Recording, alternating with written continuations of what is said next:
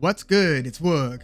We are continuing our 2024 Grammy coverage. We've been going through a lot of the categories. We've been predicting winners, picking our winners, all while giving some Grammy history. And in this video, we are taking on Best Rap Album. This is one of my favorite categories. This has been around for a while, since 1996. So it's not like one of the older Grammy categories. 1996, the first winner in this category was Naughty by Nature with Poverty's Paradise. They actually beat out one of my favorite albums that year. Bone Thugs and Harmony, East 1999 was nominated that same year. In fact, I just picked up the East 1999 vinyl recently, and it's got like a pretty cool, design on the actual record itself. From top to bottom, just one of my favorite all-time hip-hop albums right there. Bone Thugs and Harmony, East 1999. But again, they lost out in this category's first Grammy to Naughty by Nature's Poverty's Paradise. And the other nominees that year were Tupac's Me Against the World. So Naughty by Nature beat out Bone. They beat out Tupac's Me Against the World. That was the album with Dear Mama, So Many Tears, Temptations. All in all, maybe my favorite Tupac album. Naughty by Nature also beat out Old Dirty Bastards, Return to the 36 Chambers, the dirty version, and Skilo's I Wish. Skilo had the song, I Wish I Was a Little Bit Taller, I Wish I Was a Baller. That was like a big single in 95. And that Naughty by Nature album that won, Poverty's Paradise, that's the album with Feel Me Flow. So it didn't have like OPP, that was on a much older album, as was Hip Hop Hooray. That was the album after the album with OPP. But then they had Poverty's Paradise. And again, this is the first win in this Grammy category. The second was actually the Fugees with The Score. They beat out Tupac's All Eyes on Me, Tribe Called Quest, Beats, Rhymes, and Life, Coolio's Gangsta's Paradise, and LL Cool J's Mr. Smith. Mr. Smith is the one with Hey Lover, Loungin', Doing It Well, and a pretty cool album cut called I Shot Ya.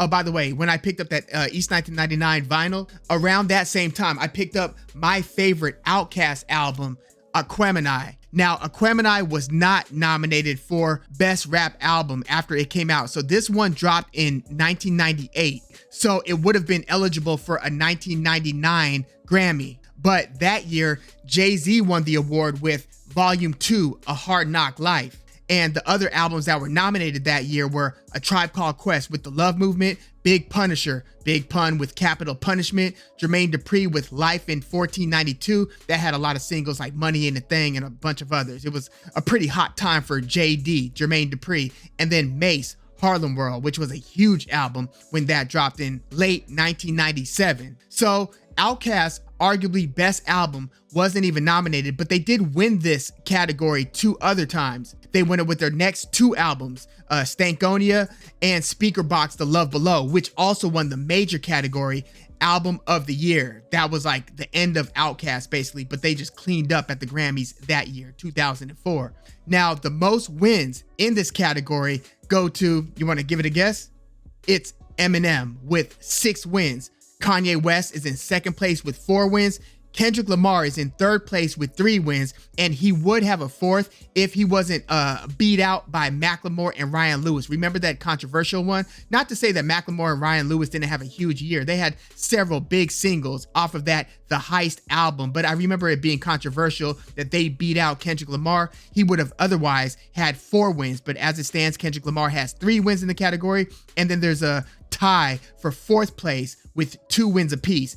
Outkast and Tyler the Creator. Tyler the Creator won with Igor and Call Me If You Get Lost. But again, the top 2 in this category with wins is Eminem with 6 and Kanye West with 4. Now, when it comes to most nominations, Jay-Z far and away is the winner with 11. He's got 11 nominations in this category. Second place is Kanye with 8 nominations. So think about it. Kanye won 4 times out of 8 nominations. Jay-Z's only won this award once with that Hard Knock Life album. So he's got 1 win out of 11 nominations. Kanye, again, second in nominations with 8. Third place is a tie with 7 nominations apiece between Eminem and Nas. Now, Nas just won this award for the first time in 2021 with The First King's Disease. He was nominated with King's Disease 2, but didn't win it that year. He's nominated again this year with King's Disease 3. So Nas and Eminem have 7 nominations, tied for third. So think about it. Eminem has 6 wins in the category out of 7 nominations. And then in 5th place with 6 nominations is Drake. Now, Drake would have 7 nominations, but he withdrew Certified Lover Boy from nomination. He basically pulled it, so it wasn't officially nominated, but the Recording Academy tried to nominate it, so he would have otherwise had 7 nominations. And then after that, it's The Roots with 5 nominations, and then 4 artists have 4 nominations. But it goes Jay-Z, Kanye West, then a tie between Eminem and Nas, then Drake, then The Roots in terms of nominations. Now, the most recent win of this award went to Kendrick Lamar with Mr. Morale and the Big Steppers. He beat out DJ Khaled's God Did, Future, I Never Liked You, Jack Harlow with Come Home, The Kids Miss You, and Pusha T with It's Almost Dry. And by the way, when Jay-Z boycotted the Grammys, it was because in 1999, with the 1998 albums, that DMX dropped 2 #1 albums. His debut and his second album dropped in the same year, 1998. They both hit #1. DMX was the hottest thing in the world. He was just killing it on the music scene. He wasn't even nominated for Best Rap Album, which inspired or caused Jay-Z to boycott the Grammys for several years. But without further ado, let's get into this year's nominees. This year's nominees include Drake and 21 Savage with Her Loss, Killer Mike with Michael, Metro Boomin with Heroes and Villains, Nas with King's Disease 3, and Travis Scott with Utopia.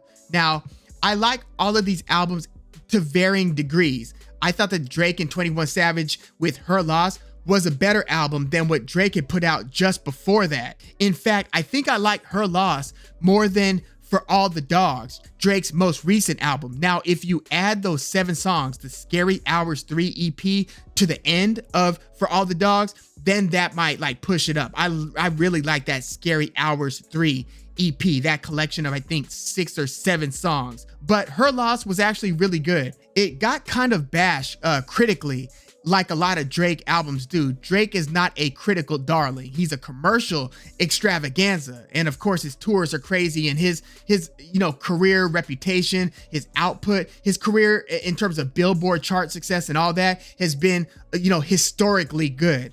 But the critics always kind of shade him album over album. Her Loss was no exception. It didn't get a lot of love. If you look at the aggregated average critical rating, which Metacritic tracks. But if you just look at the album song over song, the opener is Rich Flex. That was a pretty good single with a lot of catchy parts. On BS, that was a really good track with a lot of very clever lines from Drake when he and 21 Savage were trading bars on that one. On BS, that was track 3.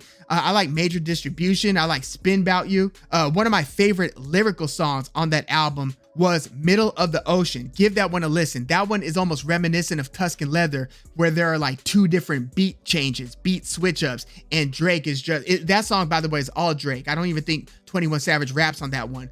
Middle of the Ocean, it's just one of those vintage Drake, just kind of spit for 4 to 5 minutes about life, just flexing on haters, talking about girls, in your past and all that. But it's just your quintessential Drake super lyrical song. And he's got quite a few of them throughout his career. But yeah, listen to Middle of the Ocean if you kind of slept on that one the first time. But I like the Her Loss album. Killer Mike's Michael. Killer Mike, he had a really good album 10, 11 years ago called Rap Music. Then he started doing the Run the Jewels thing, where each one of those albums was critically acclaimed. Unlike Drake's stuff, Run the Jewels is always a critical success. It's not nearly as commercially successful, but they do their thing. They do a lot of Coachella and festival performances. Run the Jewels for almost a decade. I think they dropped 4 albums. They were all very good with the LP production and the trading of bars between Killer Mike and LP. Run the Jewels was a thing unto itself. So between that Rap Music album and this new album, Michael, Killer Mike's output was Run the Jewels. So now this is his first solo album in a long time, and he really delivered. If you look at the different producers that are involved in this one, he's got a lot of production from No ID. He's got Cool and Dre, not Dr. Dre, but the duo Cool and Dre. They've produced some like classics over the years. Look them up. He's got a lot of production from them. Don Cannon, Beat Butcher. He does have one LP produced track and, LP features on the song. Now, there is one song from this Michael album that's nominated for Best Rap Song. That was Scientists and Engineers. That's a song that features Andre 3000, Future, and Aaron Allen Kane. That is nominated elsewhere. But yeah, Michael, I thought it was a very good album. It was a pretty introspective, pretty vulnerable in terms of Killer Mike kind of giving you a peek into his life. He's got a song about his mother towards the end of the album. He's always socially conscious. He's a little bit self-righteous. This is how you should live your life and how you should think about things. It's kind of his approach. He's got a very aggressive style on the mic. He's almost like a modern Ice Cube, just in terms of knowing that you're going to get a lot of intensity with all of his verses. So I really like the Michael album. Metro Boomin with Heroes and Villains. Now, Metro Boomin, look, at first I was like, man, he's nominated for Best Rap Album, but then I was thinking about it. His last album was actually really good. And if you look at his production track record over the years, I feel like rap producers sometimes do not get enough credit, don't get enough due. And the reason I say that is because unlike pop music, like, Lana Del Rey, Taylor Swift, they get produced by two-time Producer of the Year Grammy winning Jack Antonoff. I mean, Jack Antonoff's produced for a lot of different people, but the stuff that he does on a track, or Greg Kurstin, another big time producer, he produces a lot of rock and pop. I think he produced most of Adele's work over the years. But there are producers that kind of augment the songs that are song written either by the artist or it's a collaborative effort or whatever. But with hip hop production specifically, hip hop producers drive the sound of the era. So when you've got Metro Boomin developing his sound as his 808 Mafia counterparts, Southside and TM88, and then you had other producers like Murda Beats, Turbo, Wheezy, all these other names that you hear all the time on these tracks with their, signature call out on the song. Once again, it's the producer that drives the sound. Like, so when you hear like a Gunna track, a Lil Baby track, a Young Thug track, a Migos track, chances are the sound behind it was architected by Metro Boomin along with others. But Metro Boomin, I've always seen as being kind of on the forefront of that shift in sound when you exited the Lex Luger era, the Bangladesh era, the Zaytoven, several others, era, into this kind of down-tempo, spooky sounding, quiet trap rap style beat. You know what I mean? So Metro Boomin should really be credited when you listen to the sound of the era in large part. But here, he really delivered a good album. He has some of the usual suspects that he works with. He had 4 appearances from Travis Scott, 4 appearances from Future, 4 appearances from 21 Savage, and then he had that feature from The Weeknd on that 21 Savage and Metro song, the one that takes that, I think it was like Puff Daddy and Mario Winans with the I Don't Want to Know, If You Playing Me, Keep It on the Low. It was like a late 90s, early 2000s song, which was referenced and basically kind of redone on the chorus by The Weeknd on that 21 Savage and Weeknd song on this album called Creepin'. That was a pretty big single. Another really cool single was a track 2 featuring Future, Superhero. It's featuring Future and Chris Brown, but that beat just goes with that dun dun dun dun, and then Future comes in with that Superhero. It's just that quintessential vintage pairing between Metro Boomin and Future, who have had like a past of great work together. Like Metro Boomin produced Future's Mask Off. But there are some really cool songs. I mean, Young Thug really delivered on that Metro Spider, which I thought that maybe that should have also been featured on, the Spider-Man Into the Spider-Verse, the new Spider-Man animated movie, which Metro Boomin curated and did a lot of the beats, a lot of the production. That was like a Metro Boomin presents Spider-Man soundtrack album. And I feel like this Metro Spider would have been a good fit there, even though Young Thug cusses a bunch and there really isn't cussing on that Spider-Man soundtrack. But if you listen to like the hook, Young Thug's like, Spider, Spider, Spider, Spider. But it's basically just Young Thug blacking out on that song, just getting into his style switch ups, his very unique and modulated voice, vocal effects, effects, and I don't mean like technical vocal effects, I mean that he's very gifted at modulating his voice. Super talented. Obviously, he's locked up and fighting that case right now, but he has a feature on this album. And, you know, overall, it's just a really good Metro Boomin album. So I'm not upset that he's nominated here. Metro Boomin should be credited again with the sound of the era in large part. Then we've got Nas with King's Disease 3. Again, Nas got his first win. Think about it. Nas has been around since 94 with Illmatic. He had 96's It Was Written. He had 99's I Am. And every couple years, he's been dropping an album like for decades, right? But he got his first best rap album win with King's Disease 1. So he's had this 6-project collaboration with Hit Boy, and it's almost been like a rejuvenation of Nas's career. You could argue that Nas has never been hotter, although obviously when he had huge singles like I Know I Can't Be What I Want to Be and One Mic and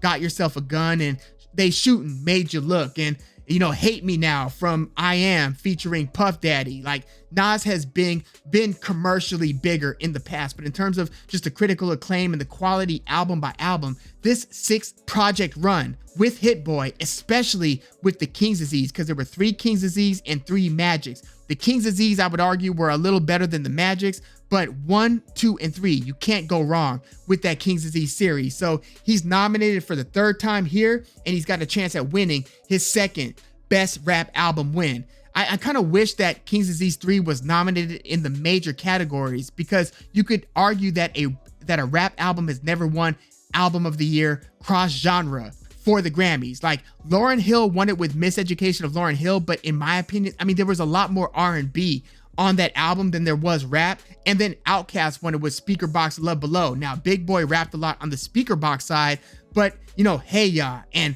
Roses, you know, the Andre 3000 side, the Love Below, that was almost all kind of funk and singing and just a very abstract style. Very little rap on that entire side of the double album. So you could argue that a rap album, a proper hip hop album, has not won Album of the Year. I would have liked to have seen Nas nominated this year with King's Disease 3. I mean, Kendrick Lamar's been nominated, I think, multiple times in the past, just hasn't gotten the win in the major category. And then we've got Travis Scott with Utopia. Now, I think that he is the least, him and Killer Mike. I just don't see Killer Mike, as good as the album as Michael was, I don't see him winning the album just because he's up against Drake and Nas, you know what I mean? But Travis Scott, he went from being one of the most popular artists, and he still largely is, but because of that Astroworld, you know, tragedy at that festival with multiple people dying due to the rowdiness and the stampeding, you know, of the crowd and the crushing of the crowd, it has taken Travis Scott a couple years at least to get his career back on track. He laid low for a little bit. He was kind of like not written off, but his reputation took a major hit because he was seen as being partially culpable or negligent while the tragedy was occurring. And, you know, just with the lack of security able to handle something like that as, you know, at the festival. So he's just kind of coming out of that dark period of his career, and he drops Utopia, which is his follow-up to Astroworld, which was an excellent album. Utopia, like Astroworld, just kind of takes you into that Travis Scott realm. You know what I mean? It's got certain sounds that you don't hear in other production. A lot of stuff is very unique to Travis Scott's style, from the ad-libs, the style of ad-libs that you hear, the little production idiosyncrasies and quirks, very unique to Travis Scott. So I thought that he put together a very good album with Utopia, but I don't think that he's got a great chance at winning just because I don't think his reputation has yet fully recovered. But from an album enjoyment standpoint, yeah, I like that album a lot. And he always has a big hand in his production. Like, he either does the production himself or he's collaborating and doing some production but co-producing it with others. So he's one of these curators of sound, not too dissimilar from Kanye West, where they kind of know what they want sonically. Some rappers are more so at the mercy of the producer. They just listen to different beats that are being made until they hear one that they like and they say, yeah, let me get on that one. Not with Travis Scott. He's very involved in the production, so that should be noted as well. By the way, even if Travis Scott doesn't win in this category, if Metro Boomin wins, because Travis Scott is so heavily featured on that album, I think he gets a Grammy as well. But who do I think should win this award, and who do I think will win this award? In terms of my favorite album out of these, it might be Nas's King's Disease 3. I like Drake and 21 Savage's Her Loss. I like all of these albums. I think that I've listened to Nas's King's Disease 3 the most, followed by Metro Boomin's Heroes and Villains, believe it or not. That's probably the one that I've listened to the second most, followed by Her Loss, followed by, I don't know, maybe Killer Mike's Michael over Utopia. I've only listened to Utopia like maybe 3 times in total, but I've listened to the whole thing, you know, at least twice. So I guess I'm kind of pulling for Nas to win. And if Nas doesn't win, maybe I'm pulling for Metro Boomin, although I would be happy to see Killer Mike win this, award as well. I've, again, liked his music for years. Now, Drake and 21 Savage is interesting because Drake in recent years has kind of boycotted the Grammy. Like I said, he withdrew Certified Lover Boy. So he and The Weeknd recently kind of boycotted the Grammy with, I think, Dawn FM, maybe even the After Hours album before that. But Drake has been withdrawing his nominations, right? So he would otherwise probably have more Grammys than he has if he wasn't boycotting the Grammys.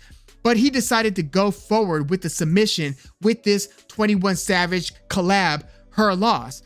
I don't know if it's because he didn't want to deny 21 Savage the opportunity to win Grammys just because he wanted to boycott the Grammys. Maybe that's why he did it. We'll see what he does with For All the Dogs next year, whether he boycotts or participates, right?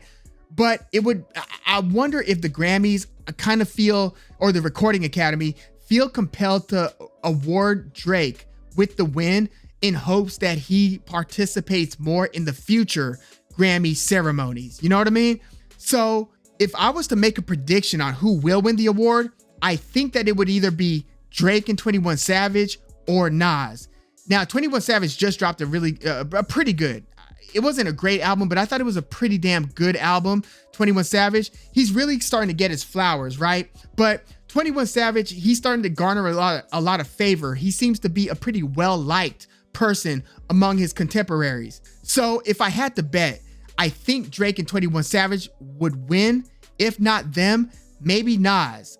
I think Nas might be the second most likely. And if not them, then I would say maybe, Metro Boomin as kind of a dark horse in this category with Heroes and Villains. So again, I would want to see Nas win with King's Disease 3 or either Metro Boomin or Drake and 21 Savage. That would be who I think is the most deserving and should win the award. Again, that's no slight to Killer Mike or Travis Scott.